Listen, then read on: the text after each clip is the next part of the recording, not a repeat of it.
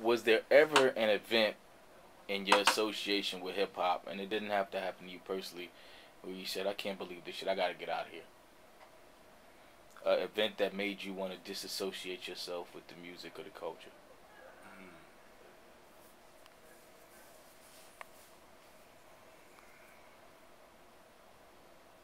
I'm sure there is.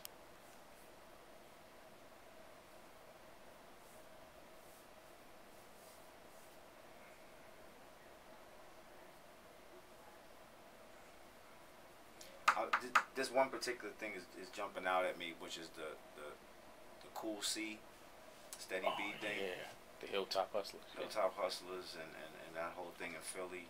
Um, Only because recently I was telling somebody that, you know, that story needs to be done, because Cool C is on death row right now, and he's scheduled to be executed in March, I think, of 010. And you know, it didn't make me want to disassociate myself with hip hop. It just, I felt like it reinforced some of the thoughts that, you know, mainstream America think about rap artists, and, you know, they're all murderers, and they're all, you know, thugs and gangbangers and that whole bit. And it was just like an unfortunate thing because they actually killed like a black female police officer. The first one in Philly history. In Philly history, and it was just like it just was like why, you know. It was just, it made me feel a little ashamed. That was the best thing. It didn't make me want to disassociate myself, but it was a black eye a little bit to hip hop. And it's an old event, but it's something I was talking about recently. That's why it came to mind. Yeah, I don't know that there's, you know, there's any one, you know, particular moment that wanted to make me, you know, I just think overall, you know, there's a lot of garbage out there.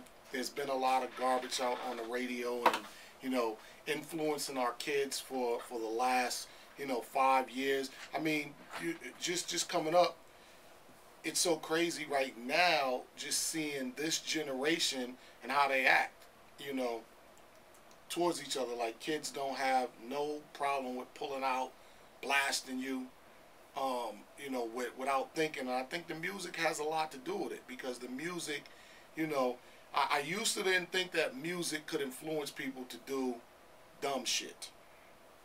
But now I know, being an adult, being a grown-ass man, that music does have the power to influence people. And, you know, I think these corporations, I think these companies, these sponsors who sponsor these, you know, ignorant-ass people, have to, you know, at some point pay the piper, and they have to be held accountable.